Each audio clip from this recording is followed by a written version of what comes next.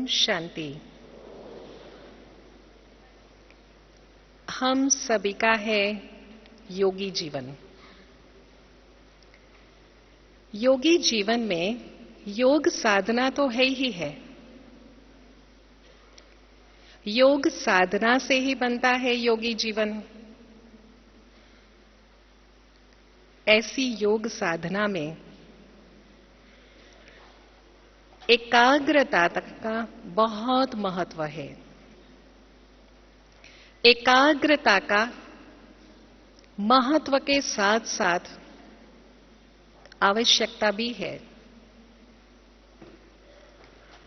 वैसे लौकिक जीवन में देखा जाए,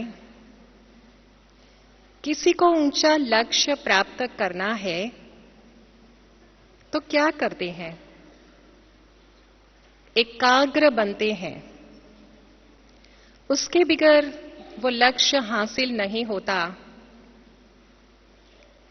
जीवन में सफलता नहीं मिलती।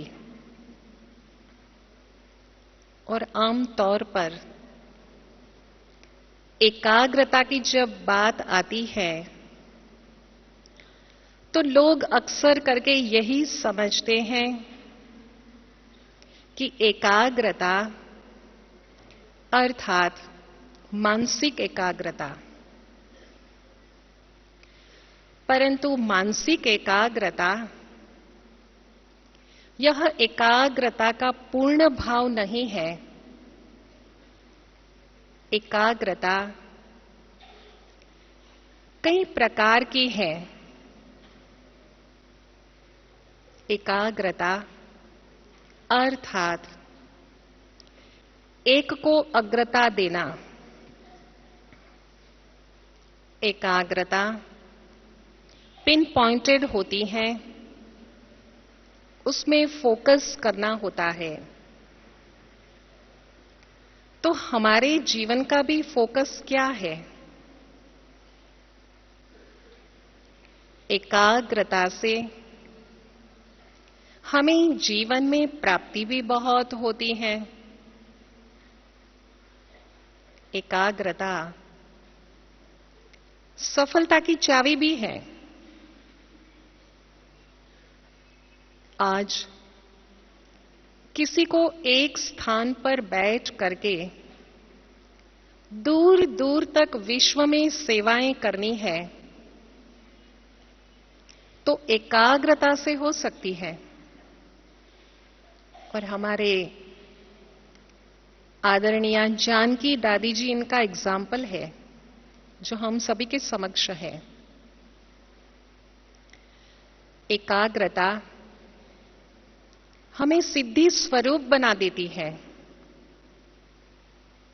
और एकाग्रता से ही जो विश्व कल्याण है वो विश्व कल्याण हम कर सकते हैं। इस एकाग्रता का आधार क्या है? 3 आधार है। एक है साइलेंस की शक्ति, दूसरा है अंतर्मुखी बनना, और तीसरा है मन के ऊपर संपूर्ण रीति से कंट्रोल होना। तो हम ये सारी प्राप्तियां कर सकते हैं। और एकाग्रता को पूर्ण रीति से जानना कि कितने अलग अलग प्रकार की ये एकाग्रता है।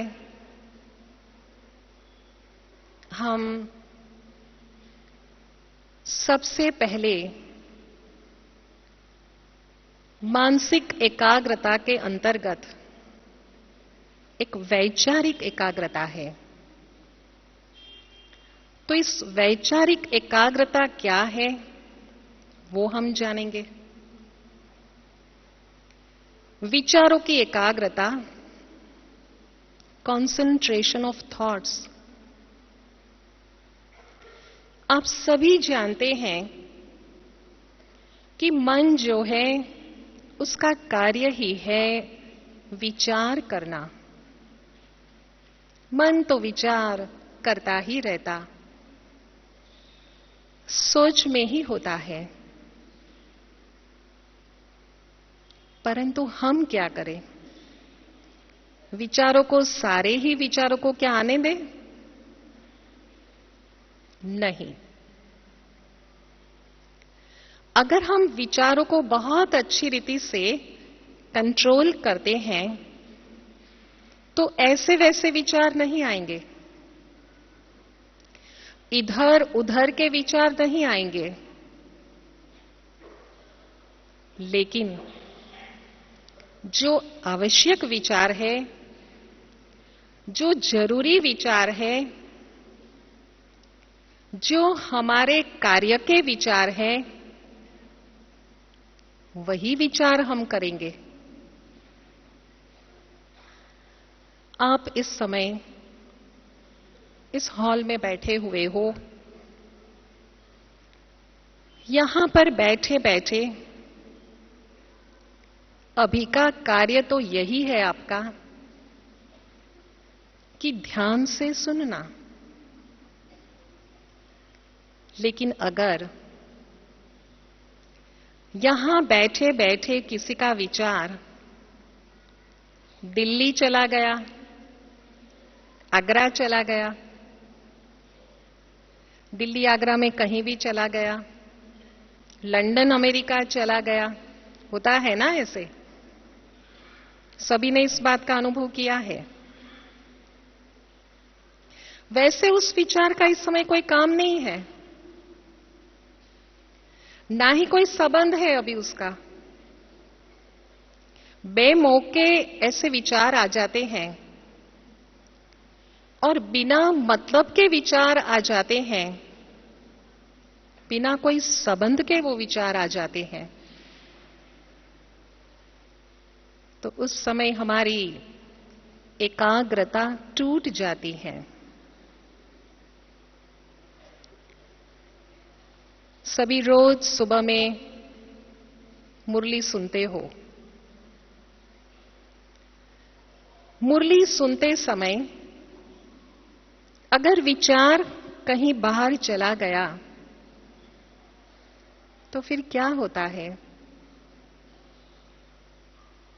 थोड़ा ध्यान है, थोड़ा नहीं है।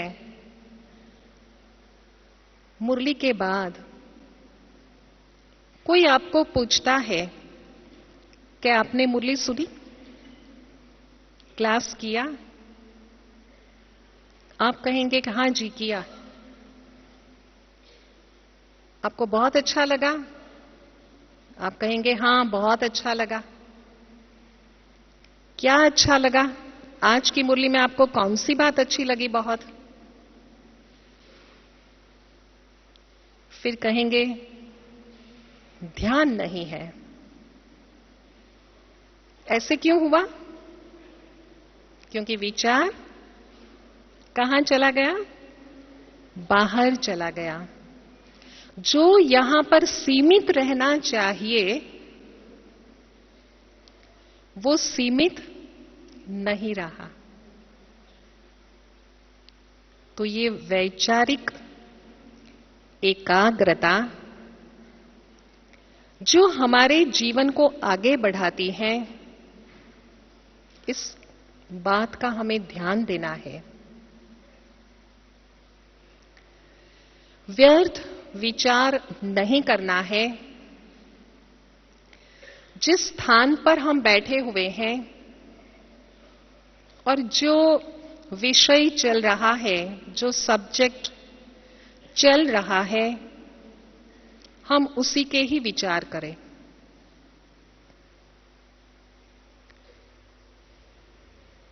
दूसरी महत्व की बात है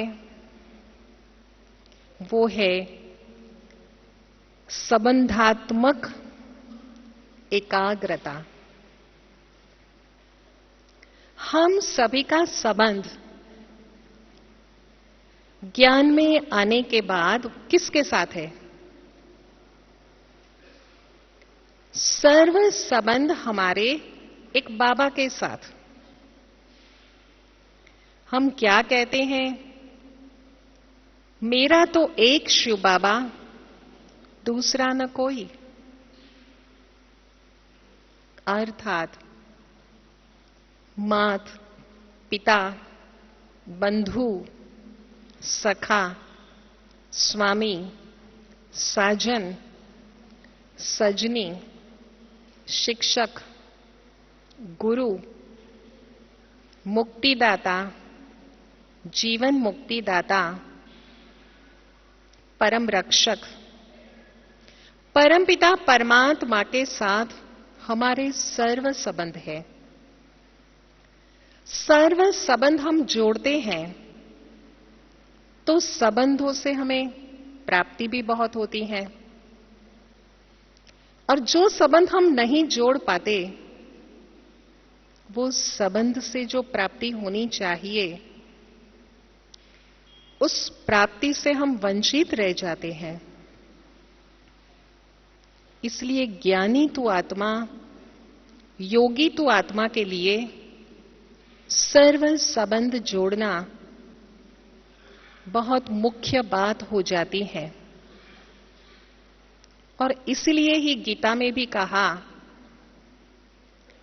कि सर्व धर्मान परित्यज्य मामेकम शरणं व्रज। अर्थात हमें शरण में जाना है परम पिता परमात्मा की।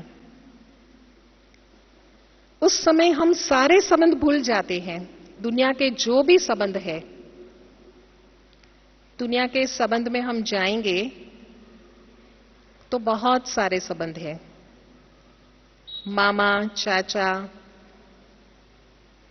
पौत्रे, धोत्रे, आदि आदि। एक व्यक्ति ने किसी को पूछा, वो जा रहे थे कहीं, तो आप कहां जा रहे हो? तो कहा हमारे मामा के जो चाचा है, उनके जो बेटे हैं, उनकी बेटी है, उसके वहां पर फंक्शन है, तो वहां पर जा रहे हैं। तो यहां तो बहुत सारे संबंध हैं। यहां हम देखते हैं पुरुषोत्तम संगम युग में तो हमारा एक परिवार है, माता पिता और हम सभी भाई और बहन। तो संबंधों की एकाग्रता जब होती है तो हम एकाग्र बहुत अच्छी तरह से बाबा में कर पाते हैं और सिद्धि स्वरूप भी बन सकते हैं। तीसरे प्रकार की जो एकाग्रता है वो है ऐच्छिक एकाग्रता, इच्छाओं की एकाग्रता।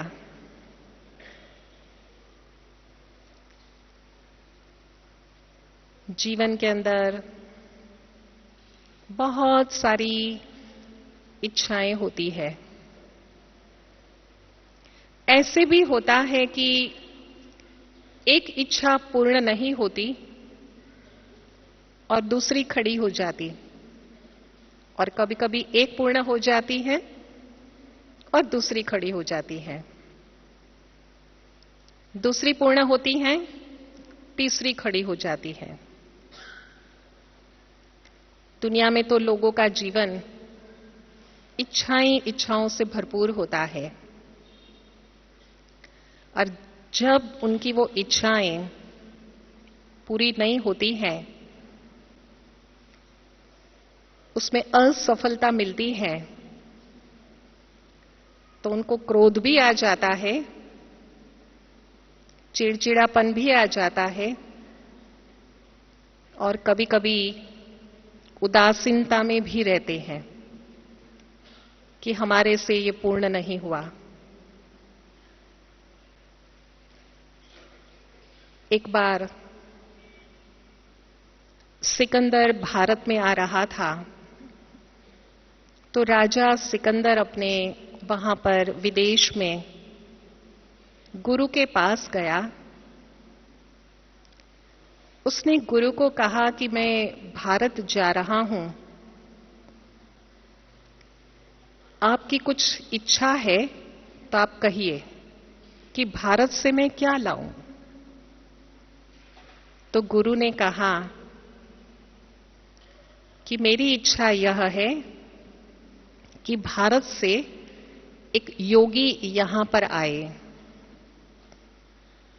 भारत तो आध्यात्मिक देश है, बहुत ही नामी ग्रामी है, तो कहा वहां से योगी यहां आए। सिकंदर ने कहा जरूर। जब सिकंदर राजा यहां पर भारत में आए हमला करने के लिए, उस समय उसने लोगों से बात कही कि मुझे इस प्रकार से कोई योगी को मिलना है और हमारे देश ले जाना है। तो कईयों ने उनको कहा कि ये जो योगी है यहां पर वो बहुत अच्छे हैं, वो बड़े हैं, तो आप उनसे मिलिए। तो राजा सिकंदर वहां पर दुभाषी को लेकर के वो योगी के पास जाता है। उस समय योगी अपनी तपस्या की मस्ती में मस्त होते हैं। वो वहां पर बैठता है। जिसके पास जाना होता है उस रीति रिवाज से जाना होता है। कभी कोई राजाओं के पास जाते हैं तो वहां पर उनको निमंत्रण पत्र कैसे ले जाते हैं? फ्रेम करके निमंत्रण पत्र ले जाते हैं, झुक करके प्रणाम करते हैं, नमस्ते करते हैं और फिर क्यों आए हैं उनके पास वो बताते हैं। तो ये भी योगी के पास कैसे जाना होता है उस प्रकार से ही वो गया। थोड़ी देर के बाद में योगी ने जब देखा तो कहा कि आप क्या चाहते हो? तो सिकंदर ने कहा कि हमारे गुरु ने आपको हमारे देश में बुलाया है, तो आप आएंगे?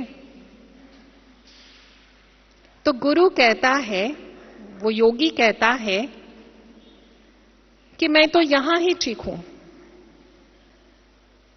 सिकंदर उनको कहता है, योगी को, कि मैं आपको महल माड़ियां, हाथी घोड़े, श्रेष्ठ वस्त्र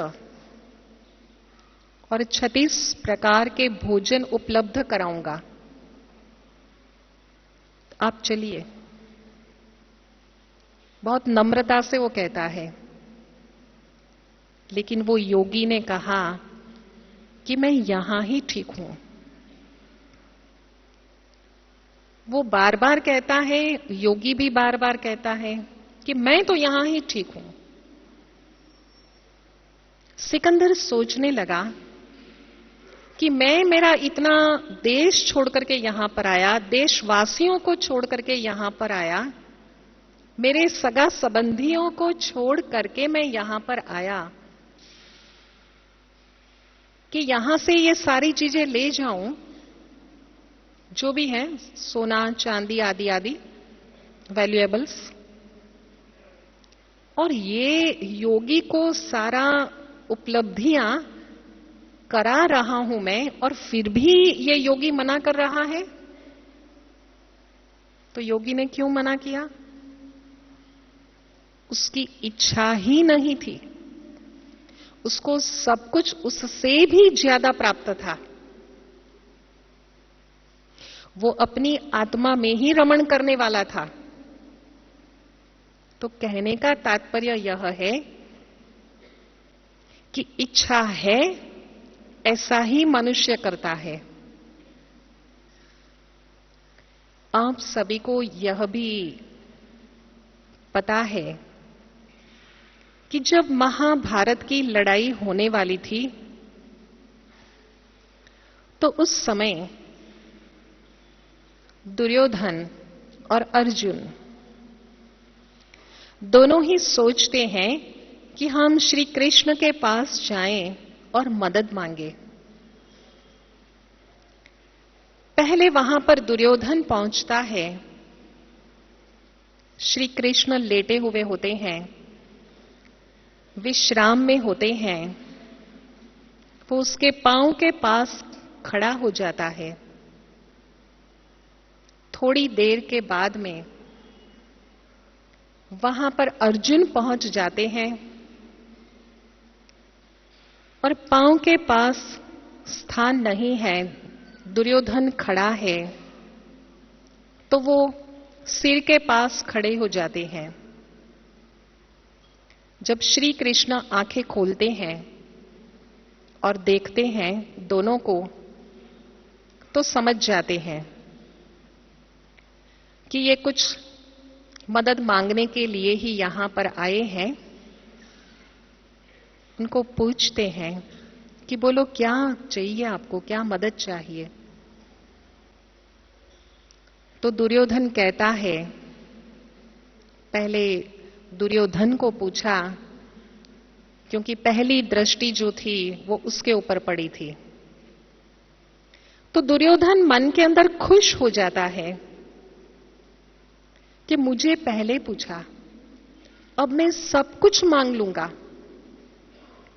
और वो कहता है कि जितनी भी आपकी नारायणी सेना है वो सारी सेना मुझे चाहिए। श्री कृष्ण हां कहते हैं, तथास्तु। फिर अर्जुन को पूछते हैं। अर्जुन कहता है कि मुझे तो आपकी कृपा चाहिए।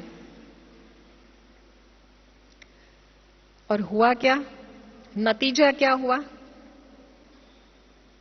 सारी जो दुर्योधन की नारायणी सेना थी वो सारी सेना मारी गई। और जीत किसकी हुई? जीत हुई अर्जुन की, पांडवों की। जिसके साथ भगवान है उसकी जीत ही जीत है। हम सभी के साथ कौन है?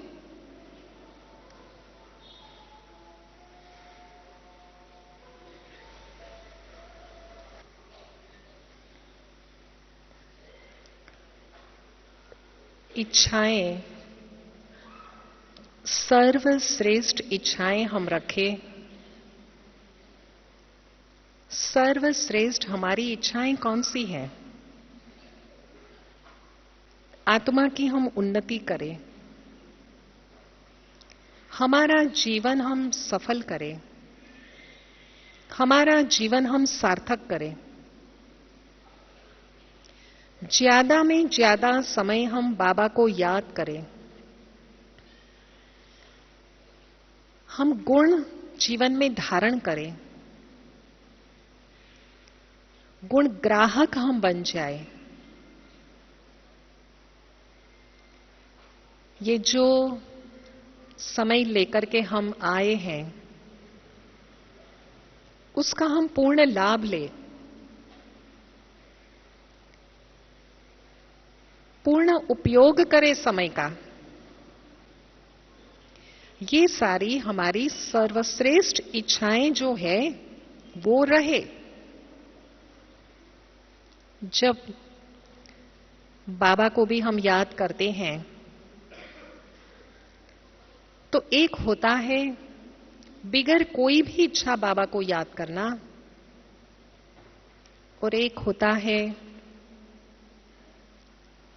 सर्वश्रेष्ठ आत्मा हम बने, हम पवित्र आत्मा बने, इसीलिए भी बाबा को याद करना। तो रेत के कण के माफिक जो सागर के किनारे होती हैं, इतनी इच्छाओं को हम कंट्रोल करें और सर्वश्रेष्ठ इच्छाएं जरूर रखें। चौथे प्रकार की एकाग्रता है लक्ष्यात्मक एकाग्रता हमारे जीवन में लक्ष्य का होना बहुत जरूरी है और लक्ष्य को हम तब पहुंच सकते हैं जब एकाग्रता है। अभी अभी 3 दिन पहले ही एक न्यूज आई थी कि अहमदाबाद का एक व्यापारी था और उसने मर्सिडीज बेंज जो कार है वो जीत लिया। कैसे जीता? उसको पूछा गया, कुछ स्पोर्ट्स में कंपटीशन में वो था, उसने पार्ट लिया हुआ था। 11th जो था हॉल जो था उसके अंदर उसने बराबर ठीक से उसका निशाना में वो जीता। तो सभी ने उसको पूछा, मीडिया ने भी उसको पूछा, तो उसने ये कहा कि मैं सब कुछ बाकी भूल गया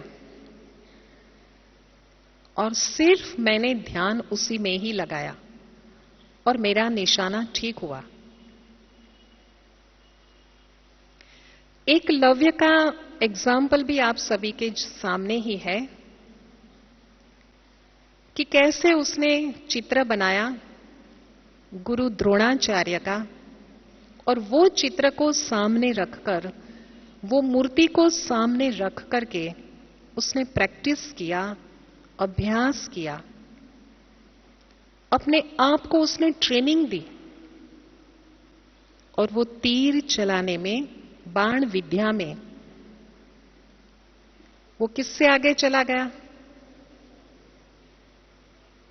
एकलव्य जो था वो कितना वो आगे चला गया, हालांकि सामने गुरु थे भी नहीं। वो कहते हैं ना कि चित्र होता है, उससे चित्रण बहुत सुंदर रीति से हम याद कर सकते हैं। एक साइकोलॉजिकली नियम है कि जिसका चित्र हमारे सामने होता है, जो हम दृश्यमान करते हैं, उसको लंबे समय तक हम याद भी कर सकते हैं। और इसलिए घरों में भी चित्र जो होने चाहिए वो बहुत ऊंचे होने चाहिए और इसलिए ही हम शिव बाबा का, श्री कृष्ण का और लक्ष्मी नारायण का चित्र रखते हैं, ताकि हमें हमेशा याद रहे कि नर ऐसी करनी करे जो नर से नारायण बने, नारी ऐसी करनी करे जो नारी से लक्ष्मी बने। चित्र देखकर हमें लक्ष्य हमारा सदा ही याद रहे और जब लक्ष्य याद रहेगा तो उस अनुसार हमारे लक्षण भी तो होंगे और लक्ष्य हम हासिल कर पाएंगे। ब्रह्मा बाबा भक्ति मार्ग में भी नारायण का जो फोटोग्राफ है, नारायण का चित्र, वो अपनी जेब में रखते थे, तकिए के नीचे रखते थे, गद्दी के नीचे रखते थे, तिजोरी में भी रखते थे। शुरू से ही उनका जो लक्ष्य था बहुत ही ऊंचा लक्ष्य था। भक्ति मार्ग में या तो ज्ञान में आने के पहले कई सारे मंदिरों में जाते होंगे और जो मंदिर में जितना समय, कितना वर्ष जाते रहते हैं, आरती करके, भक्ति करके, भजन करके, पूजा करके वापस आ भी जाते हैं घर, परंतु उन्होंने कभी भी ऐसा लक्ष्य नहीं रखा कि मुझे देवता बनना है।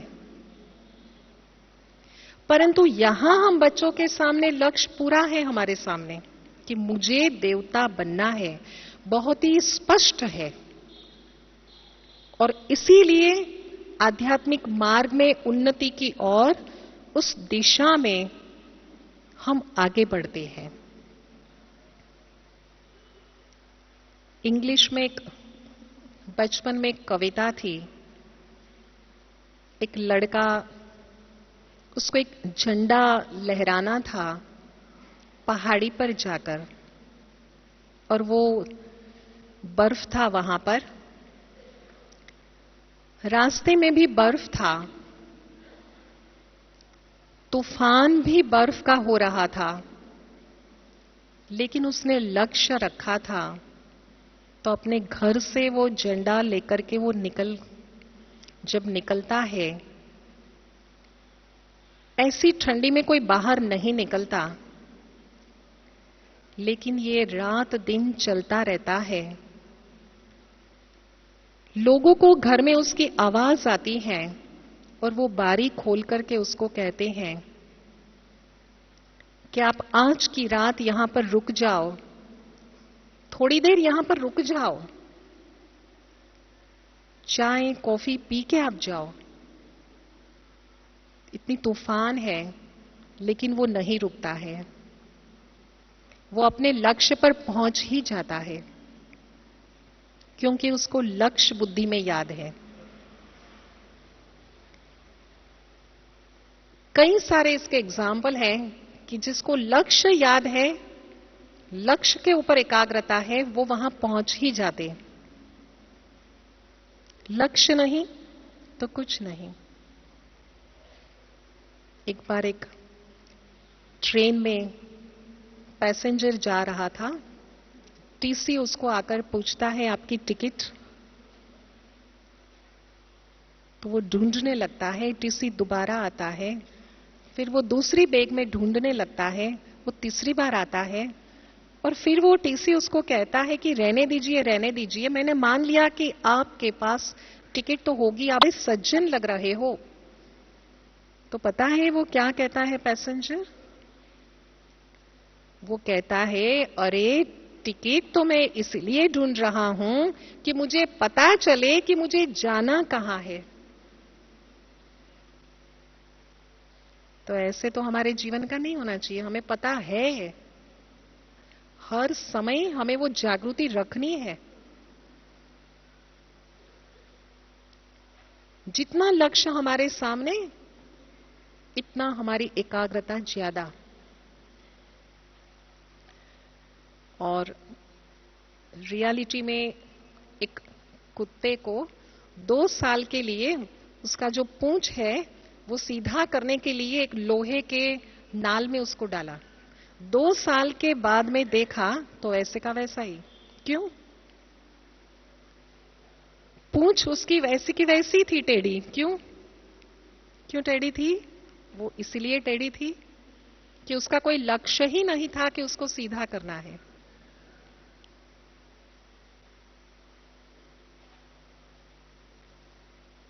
दूसरी एकाग्रता है बौद्धिक एकाग्रता।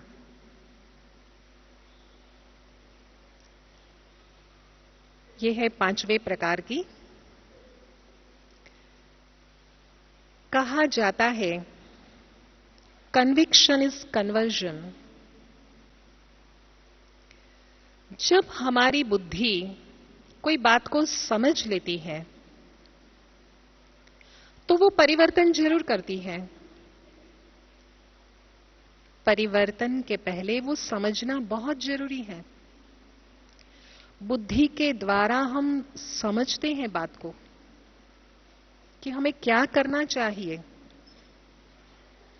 बुद्धि के द्वारा हम निर्णय लेते हैं, उचित है अनुचित है, योग्य है अयोग्य है, ये हम जानते हैं। तो जब बुद्धि की एकाग्रता होती है तो हम हमारी बुद्धि को दिव्य बुद्धि बना सकते हैं। हमें हमारी विवेक बुद्धि को भी यूज करना है। जब किसी में ऐसी बात हम देखते हैं तो क्या कहते हैं कि परमात्मा पिता उनको सद्बुद्धि दे। तो हमारे में सद्बुद्धि हो, बुद्धि हम भटकने न दें। बौद्धिक एकाग्रता जो हमें बहुत आगे बढ़ा देती है,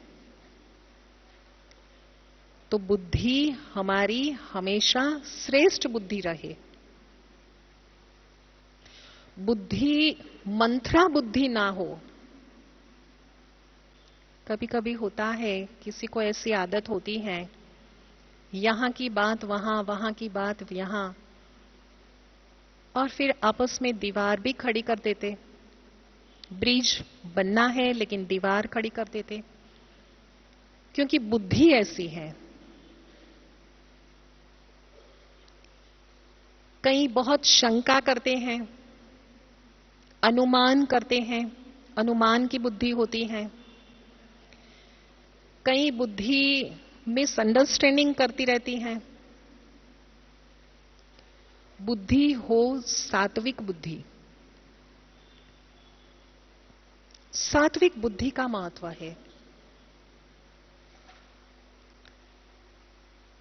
एक बच्चा, दर्जी का बेटा था, वो अपने पिता दर्जी के पास जाता है, उसको कहता है कि मेरा ये जो कुर्ता है वो फट गया है, आप सिलाई कर देंगे? पिताजी दुकान में बैठे हुए होते हैं, वो बच्चे को कहते हैं हाँ मैं कर दूंगा। वो कुर्ते को लेता है और सुई निकालता है अपनी पगड़ी पर से। पहले पगड़ी पहनते थे, टोपी पहनते थे, और सुई से लेकर के उसको सिलाई कर देता है, ठीक कर देता है और वापस करता है बच्चे को। बच्चा देख रहा है कि उसमें एक धागा लटक रहा है, तो बच्चा अपने पिताजी को कहता है कि ये धागा लटक रहा है इसमें। तो पिताजी वापस कुर्ता लेते हैं, पांव के नीचे से कैंची निकालते हैं और उसको कट कर देते हैं। बच्चा बड़ा सोच में पड़ जाता। पिताजी को वो पूछता है कि पिताजी, सुई तो आपने पगड़ी से निकाली और कैंची आपने पांव के नीचे से निकाली,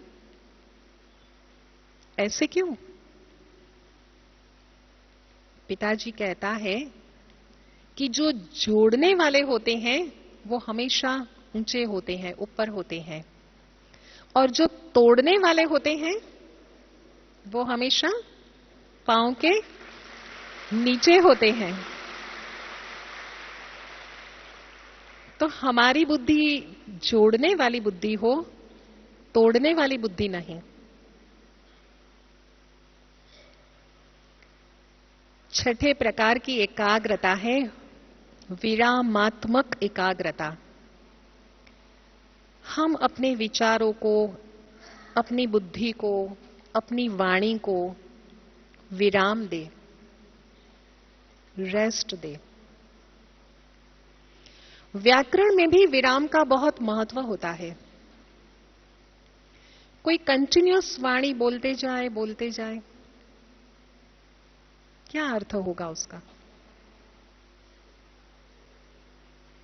विराम देना बहुत महत्व का है। बाबा ने हमें 3 बिंदु सिखाए हैं, कहे हैं, आत्मा बिंदु, परमात्मा बिंदु और ड्रामा बिंदु, फुल स्टॉप। तो हमें हमेशा ये 3 बिंदु याद रखना है। वो है विरामात्मक एकाग्रता। 7वें प्रकार की एकाग्रता है प्रीत्यात्मक एकाग्रता। प्रीति हमारी किसके साथ है? शिव बाबा के साथ। और इसीलिए क्या कहा गया? प्रीत बुद्धि विजयंती, विपरीत बुद्धि विनश्यंती। विजय हमारी किसके ऊपर है? विकारों के ऊपर, नेगेटिविटी के ऊपर। लेकिन वो तब हो सकती है जब हमारी प्रीत शिव बाबा से है। कहा गया है, तुलसी इस संसार में भांत भांत के लोग मिलजुल कर रहिए, नदी नाव संजोग। नदी और नाव का एक संजोग होता है। नाव नदी में रहती है, नाव में पैसेंजर बैठते हैं, इस पार से उस पार वो ले जाती है, चलती पानी में है। अगर नदी को नाव के साथ लगाव है तो नदी क्या करेगी? नाव को अपनी चक्री में फंसा देंगी। अगर नाव को नदी के साथ लगाव है तो नाव क्या करेगी? नदी का पानी अपने नाव के अंदर ले लेंगी। फिर के दोनों में ही क्या होगा? जिस कार्य के लिए नाव है वो कार्य सफल होगा कि पैसेंजर को बिठाकर यहां से वहां किनारे ले जाना है? नहीं होगा, और ये डूब जाएंगी नाव। तो हमारी प्रीत शिव बाबा से है, हमारा आत्मिक स्नेह सभी से हो, लेकिन लगाव और झुकाव वो हमारा किसी के भी साथ ना हो। वो है प्रीत्यात्मक एकाग्रता। 8वीं है भावात्मक एकाग्रता। हमारी भावनाओं का बहुत महत्व है, क्योंकि जैसी हमारी भावनाएं होती हैं, विचार भी उस अनुसार होते हैं, वाणी भी उस अनुसार होती है। इमोशनल स्टेबिलिटी, इमोशनल कंसंट्रेशन कहा जाता। हमारी भावनाओं में स्थिरता होनी चाहिए। आज बहुत खुशी का भाव है, कल उदासीनता का है, कभी द्वेष का है भाव, घृणा का भाव है, कभी लगाव का भाव है, कभी बहुत क्रोध का भाव आ गया, कभी बहुत भाव विभोर हो गए। तो ये अलग अलग प्रकार के जो भाव है, हमारा होना कौन सा चाहिए उसमें से? भावना हमारी बहुत ऊंची हो, भावना हमारी बहुत ही श्रेष्ठ हो। 9वें प्रकार की है एकाग्रता, सुखात्मक एकाग्रता। बाबा हमें कहते ही रहते हैं कि बाबा सुखदाता हमें सुख दे रहे हैं, हम सुख स्वरूप आत्मा है, हमें औरों को भी सुख देना है, औरों को दुख नहीं देना है। न दुख देना है ना दुख लेना है। बाबा ने कहा बच्चे 50% करते हैं, तो औरों को दुख देते नहीं है, लेकिन दुख ले लेते हैं। दुख की घटनाएं याद करते रहते हैं।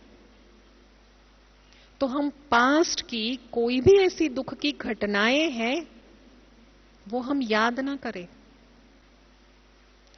बाबा से हम मुरली सुनते हैं, बाबा हमें मिलते हैं, बाबा हम सभी बच्चों को दृष्टि देते हैं, बाबा हमें टोली देते हैं। ये जो सारी सुख की बातें हैं, ये सुख की बातें हम याद करें, दुख की बातें हम क्यों याद करें जब बाबा ने मना ही किया है? तो सुखात्मक एकाग्रता से हमारी एकाग्रता बहुत बढ़ेगी। और एकाग्रता है वो है आत्मिक एकाग्रता और परमात्मा की एकाग्रता। वो दोनों एकाग्रता जब हम सब कुछ भूल जाते हैं तो एक हम आत्मा है वो रहता है, और हमारे समक्ष शिव बाबा रहते हैं। इतना एकाग्रता का महत्व है। जो हम सिद्धि स्वरूप बनते, और इस एकाग्रता के लिए जो हमारे पास समय है उसका हम बहुत सुंदर रीति से उपयोग करें। समय ऐसा है जो चला जाता है, वो वापस कभी भी आता नहीं। बहुत मूल्यवान है समय। जीवन बनता है समय से, समय के सदुपयोग से जीवन सफल हो जाता। समय हम व्यर्थ न गवाएं। हम यहां पर आए हैं गुण ग्रहण करने के लिए। आज कोई व्यक्ति धन लेकर के निकलता है, उसको कपड़े की दुकान में जाना है, कपड़ा खरीदना है। रास्ते में बहुत सारी दुकानें आती हैं। एक एक दुकान में जाकर के वो उसका रेट पूछता है, कीमत उसकी कितनी है पूछता है, खरीदता भी जा रहा है। तो लास्ट में जब वो कपड़े की दुकान में पहुंचता है तो वो दुकान भी बंद हो जाती है और उसके पास जो धन है वो धन भी खत्म हो जाता है। कहने का तात्पर्य यह है कि जिस पर्पस से हम यहां पर इस जीवन में आए हैं वो हम कर ले। और वो हम तब कर पाएंगे जब हम समय नष्ट नहीं करेंगे व्यर्थ बातों में। हम यहां पर आए हैं बाबा के मैसेंजर बनकर के सारे विश्व में बाबा का परिचय देने के लिए। तो ये संदेश वाहक बनकर के हम जो भी आत्माएं, मनुष्य आत्माएं हैं, उनको हम संदेश देने का कार्य करें। तो हमारा ये जो पर्पस है जीवन का वो सफल हो जाएगा। वैसे भी किसी का हम गुण देखते हैं तो हमें बहुत खुशी भी होती है। किसी का अवगुण जब देखते हैं कोई और जाकर के किसी को सुना भी देते हैं तो उस समय चेहरा कैसा होता है, और गुणों का वर्णन करते समय हमारा चेहरा कैसा होता है, आप सब बहुत अच्छी तरह से जानते हो। तो हमेशा हम जीवन में याद रखें समय के महत्व को और गुणों के महत्व को। जो भी समय में हम गुण प्राप्त कर सके, गुणों की हम धारणा कर सके, ये हमें जरूर करना है। और वो होगा एकाग्र शक्ति के द्वारा और एक ही बात, एक ही स्थान पर, एक समय में हो सके तो एकांतवासी बनकर। संगठन के बीच में भी हम एकांतवासी बहुत इजीली बन पाते हैं। जितना हम एकांतवासी बनेंगे उतना अंतर्मुखी भी बहुत अच्छी तरह से बन पाएंगे और उतना ही हम एकाग्र बुद्धि भी बन पाएंगे। ये है एकाग्रता के बहुत से सारे अलग अलग प्रकार। अभी हम दृढ़ संकल्प करेंगे कि जो एकाग्रता सफलता की चाबी है, कि हम सभी अभी से लेकर, आज से लेकर के जो भी कुछ श्रेष्ठ कार्य करेंगे वो एकाग्रता से ही करेंगे। सभी एक साथ बोलेंगे कि एकाग्रता हम जीवन में धारण करेंगे। एकाग्रता हम जीवन में धारण करेंगे। ये हमारा तीव्र पुरुषार्थ रहेगा। ओम शांति।